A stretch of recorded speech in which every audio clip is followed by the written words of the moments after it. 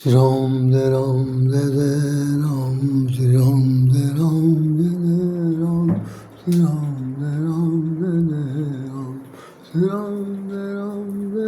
Ram, Shri Ram Jai Ram Jai Jai Ram, Shri Ram Jai Ram Jai Jai Ram, Shri Ram Jai Ram Jai Jai Ram, Shri Ram Jai Ram Jai Jai Ram, Shri Ram Jai Ram Jai Jai Ram, Shri Ram Jai Ram Jai Jai Ram. Shri Ram Jai Ram Jai Jai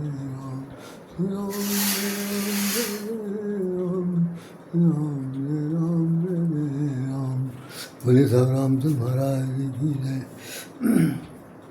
आज आपके सामने फिर वही चित्र, वही भगवान, वही पुरानी बात, जिस पर हमने कम से कम बहुत से वीडियो बनाए हैं कि राम नीति जीवन की आचार संहिता। बहुत कुछ में लिखा हुआ है, गुणों के भंडार राम मन में बिठाए जाए, राम हरे अनंत हरि कथा अनंत, राम अनंत अनंत गुण कथा अमित विस्तार, सुनिया चिरंतन मानिए जिनके विमल विचार। हमारे महामंडलेश्वर श्री उदयसानंद जी महाराज जी विराजमान हैं, जिनके मुखारबिन से इसको सुना गया। कुछ और भी बातें हैं जिन पर हम लोग चर्चा करते हैं। आइए देखते हैं क्या है।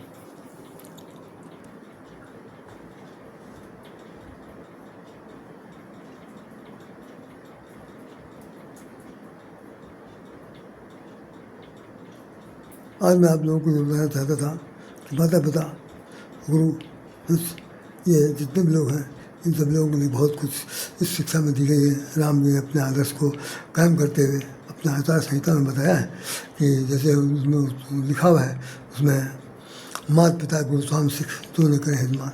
और ये लिखा हुआ है कि बड़ भागी बन अवध भागी दूर बन तिलक तुम स्वामी, कि भाई जिस पर भगवान का वनवास हुआ तो कहा गया कि बड़ भागी बन, जंगल जो है बड़ भागी है और जो ऐश्वर्य कीर्ति से भरपूर है, हर प्रकार की सुख समृद्धि से भरपूर है, वो अवध आज जो है अनाथ है और उसके बराबर अभागा कोई नहीं है। बड़ भागी अवध अभागी जो रघुवंश तिलक तुम त्यागी, रघुवंश का तिलक तुमने त्याग दिया।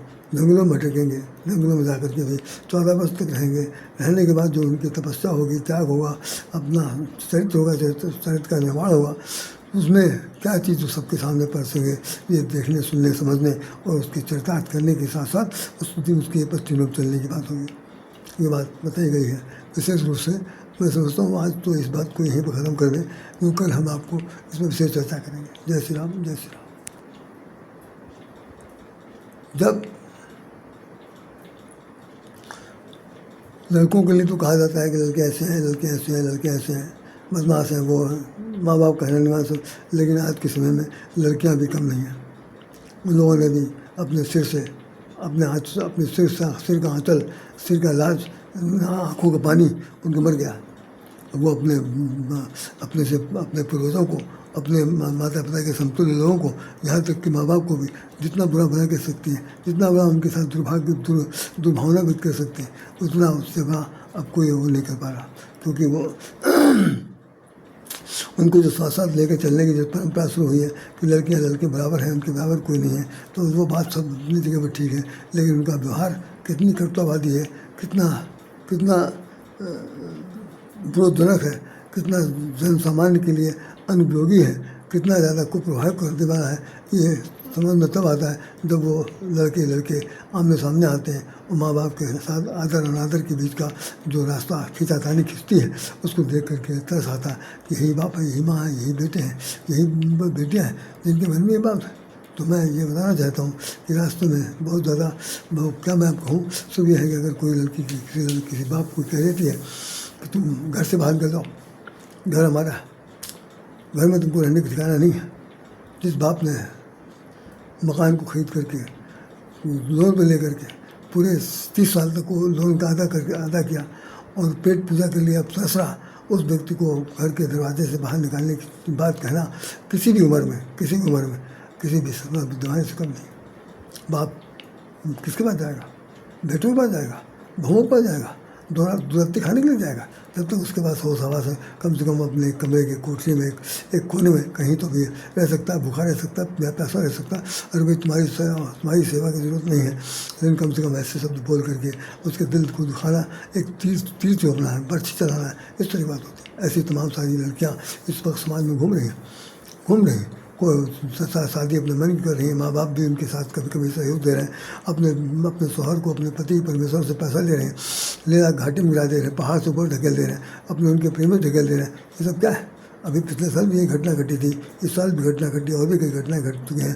तो इस वक्त लड़कियों की आंखों में भी अब सील नहीं रह गया, उसको अमारता नहीं रहेगी, समाज उनके उनके उनके जीवन में प्रेम का वो लालित्य नहीं रह गया, सहजता नहीं रह गई, और वो ममता से बिल्कुल परे हो चुकी हैं। उनके अंदर एक कठोरता आ गई है, एक पुरुषवादी दृष्टिकोण आ गया है।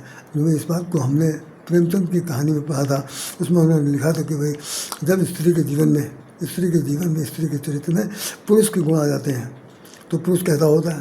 पुरुष कठोर होता है, निर्दयी होता है, हृदयहीन होता है, खूंखार होता है, और साथ साथ यह बलशाली होता है, और अपनी जिद को करने वाला अहंकारी होता है। इतने सारे उसके अवगुण होते हैं, कम से कम इससे तो कम होता नहीं। तो या कामी कुचाली और नशेड़ी गजड़ी सब कुछ हो सकता है। ऐसा पति, ऐसा आदमी, तो ये तो सब पर लागू होता है। तो ऐसा ही अवगुण यदि स्त्री के जीवन में आ जाए, तो हमने यहाँ देखा, अपने कानों से सुना, आंखों से देखा, बहुत सारी आज की तो औरतें हैं। मैं इसको तो कम से कम कुछ नहीं तो 40 साल 45 साल से भी देख रहा हूँ कि मलिन बस्तियों में जो भी लड़ाई होती है, एक एक झोपड़ी पट्टी में रहने वाली तमाम सारी औरतें होती हैं जो भीख मांगती हैं, काम करती हैं, चौका बर्तन करती है और चौका खुंचा लगाती हैं। ये लोग बहुत बुरी तरह गाली देते हैं अपने हस्बैंड को, बहुत यहाँ तक कि हाथापाई सुबह शाम हो जाती है। वहाँ का तो दृश्य कुछ और होता है, रात दिन खून खाड़ के खावा होता है और फिर एक हो जाते हैं। तो अब वही स्थिति जो है समाज में, अब पढ़े लिखे लोगों में आ गया, पढ़ी लिखी स्त्री में आ गया, लड़की में आ गया, और वो भी अब अपने हित को देखने के लिए, अपने हित को सर्वोपर रखने के लिए किसी को कुछ नहीं समझती। उनका चौधरापन, उनकी बोली, उनका जो नेतागिरी है, उनकी जबान को दूसरे के सामने परोसने की जो क्षमता है, वो अब पुरुषों को पीछे धकेल कर आगे बढ़ने की है। वो अब घर के माता पिताओं को, घर के जो सगे संबंधी स्वजन है, प्रजन है, जिनकी इज्जत की जानी चाहिए, उनकी इज्जत करने में उनका है भी योगदान नहीं है। ये चरित्र भगवान राम को चरित्र सिखाता है कि नहीं, जबान पर कंट्रोल रखो, जबान पर कंट्रोल रखें, जबान को नियंत्रण रखें। जब तक जबान नियंत्रण में नहीं होगी, तब तक आप समाज में अपने हाथ नहीं बना सकते, तब तक किसी दिल में जगह नहीं बना सकते, तब तक आप किसी का विश्वास नहीं लूट सकते, तब तक आपके जीवन में किसी के प्रति विश्वसनीयता का हमेशा अभाव रह सकता है। तो अगर किसी को प्रेम चाहिए, किसी का प्रेम चाहिए, किसी से अपनापन चाहिए, किसी के अपनेपन में रखने का भाव चाहिए, तो निश्चित रूप से उनके अंदर मधुरता आनी चाहिए, ममता आनी चाहिए, समता आनी चाहिए, योग्यता आनी चाहिए। उनके अंदर कुछ नहीं तो दिखावटी नहीं, बनावटी नहीं, कम से कम मानवीय प्यार, प्रेम, ममत्व, ये जरूर जागृत होना चाहिए। तब तो वो नारी के समतुल्य खड़ी हो सकती हैं। अन्यथा नारी वारी कुछ नहीं, नारी जीवन की आरी है, और वो जैसे आरी चलती है और लकड़ी के दो हिस्से कर देती है, ठीक उसी प्रकार से वो भी सजे सजाए जीवन को भी 2 हिस्सों करने के लिए काफ़ी कामयाब है। आज की तारीख की स्थिति बता रहा हूँ मैं, बहुत कठोर बातें हो रही हैं कि परिवारों में लड़कियां हद से ज़्यादा आगे बढ़ चुकी हैं, माँ बाप भी कहीं पर हार चुके हैं, कहीं पर उनकी कहना मानने के लिए उनकी मजबूरी हो रही, कहीं पर तो जहाँ जिद्दबाजी चल रही है वहाँ तो अपराधजनक बोध हो रहा है। लेकिन लड़कियों के द्वारा वो अपने से बड़ों को, अपने कम से कम माता पिता को बुरा कहना उचित नहीं है। इसलिए हमारे रामचरितमानस में गोस्वामी जी ने लिखा है, भगवान राम स्वयं कह रहे हैं, माता पिता गुरु स्वामी सिख दोनों करें हितमान। माता पिता गुरु और स्वामी, माता पिता तो नाम हो गया, गुरु का भी नाम हो गया, स्वामी मैंने पति, स्वामी मैंने मालिक, स्वामी मैंने साथी, स्वामी मैंने स्वजन, स्वामी मैंने साधन, स्वामी मैंने आपका स्वभाव, स्वामी मैंने आप जिसके साथ प्रेम के धागे बंधी हैं वो। इतने लोगों की कही हुई बात को, सीख को, लेसन को, पाठ को अगर वो व्यवहारिक जीवन में उतार कर डालना नहीं चाहती, तो उनसे ज़्यादा समझिए ना समझ को नहीं होगा। और भगवान राम ने कह दिया, 100 पछताएँ घाय हो।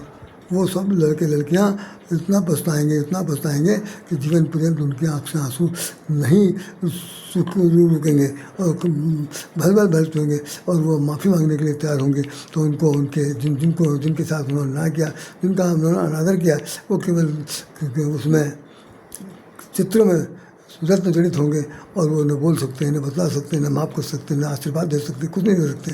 लेकिन तुम्हारे किए हुए फल का जो परिणाम है वो तुम्हारा ज़मीर तुम्हें खुद ही धुतकारेगा। कि बहुत गलत हुआ, अब क्या करूँ मैं, बहुत गलत हुआ, अब क्या करूँ। समय लौटता है, खेत पड़े बीज जाम ही उल्टा पड़े सीध। अगर आपने खेत में बीज डाला है, चाहे शोधन किया हुआ, गैर शोधन किया हुआ, उल्टा डाला चाहे सीधा डाला, फसल उगेगी, उस फसल को काटेंगे आप ही। वो अच्छा किया है तो बुरा किया गया। तो आप ध्यान रखिए, चरित्र भी यही चीज़ है। चरित्र की सुगंध यदि एक से दूसरे तक, दूसरे से तीसरे, तीसरे से चौथे तक हस्तांतरित नहीं होती है तो आपका चरित्र किसी काम का नहीं।